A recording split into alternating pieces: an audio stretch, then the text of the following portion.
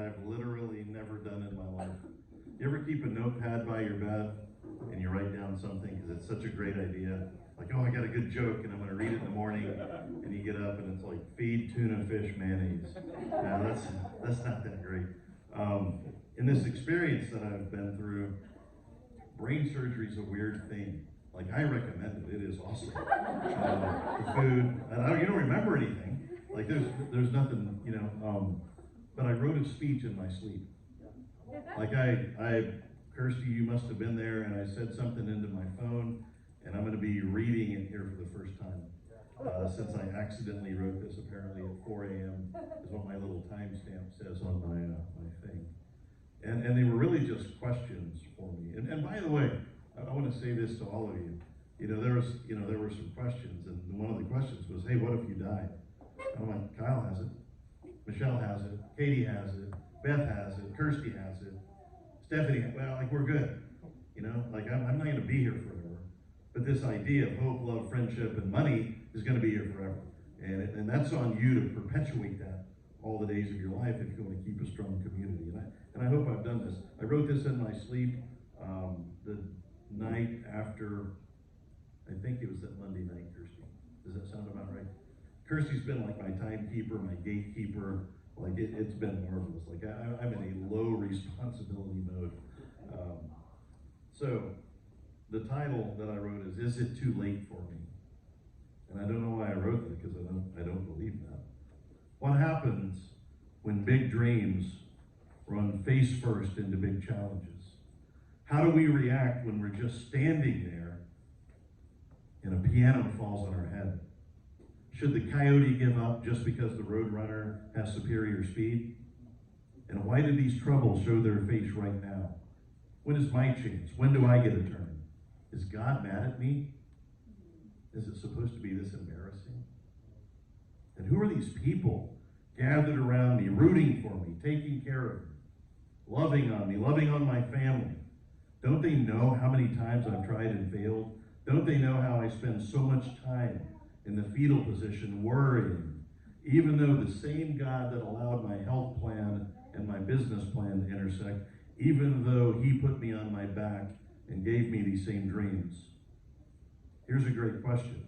What happens when an unstoppable force hits an immovable object? After all, every January 1st, we're all indestructible. We're all unstoppable on January 1st. What happens when that moment arrives? Here's what happens.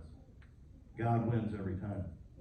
And whatever needs to be revealed is, and you shouldn't miss whatever that message is.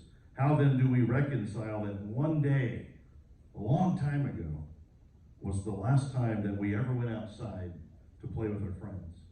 You see, we slowly transition from one thing to another. One day will be the last time we wake up and get dressed. The last time we worry about anything. So the question, Kyle, for me was, why worry? I have Kyle in my life, and Kirsty, and Letty, and Katy, and Michelle, and Kenneth, and we just built a community here. We've done something in this bond group that I have yet to see anywhere else in the country, and you guys should be proud of that. So why do we worry? 95% of the things we worry about never come true. The other 5 we can't control. Some do come true. I'm also very tired of proclamations. You ever do those? I'm tired of proclamations. So I came up with one: death to proclamations. I wrote that in my sleep, if you like it or not. That's all. How then do we move forward in the face of uncertainty? Where's the magic in all of this mystery? Is it too late for me? Is it honestly too late for me? Do I have enough fuel left in my tank? And do I have the energy and the drive just to turn on the ignition? My friend Dominic told me something the other day when I wasn't feeling great, and he came in and body slammed me. And it is exactly what I needed. Sometimes that's what you need from a friend. And I said, Dominic, what do you say to yourself about me when you leave my house? And he's like, oh, that your Ferrari is in park and just sitting in the driveway idling. It's time to put it in gear. Did Dominic have to leave? Yeah, Facebook went down and all the internet people are freaking out. They're not going to reach anybody. So we suffer more in our imagination than we ever do in reality.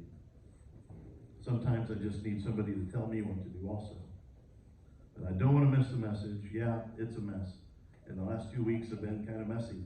You know, it's not the kind of thing, Jeremy, we get to plan out. You know, I didn't have a written plan. I'm a planner. I try to plan out everything. And so, you know, God tees me up and drop kicks me through the field goal of life. And I don't want to miss the message, because the mess is the seed of my message. So I would suspect that some of you have had your own thoughts on this topic as well. Some of you that saw me hooked up to machines that were keeping me alive, and you've probably readdressed what your own thoughts and what a strong person looks like. And at a moment of extreme weakness, there, through you, through my friends, through my wife, I found the strength that I thought I'd lost. I can't find where Jesus ever wanted me to be happy. I looked, and maybe you've got some passage. Maybe it's in the VeggieTales Bible. But I can't find where Jesus wants me to be happy, but just to be in a relationship with me and to be like him. And sometimes that's hard to do when you don't know what the next day looks like. I read that Jesus wants us to be holy. And I take these moments as a sign, and I view these last few weeks as a wake-up call. But it's not the message. Here's my message. Life's beautiful, even when you're in pain.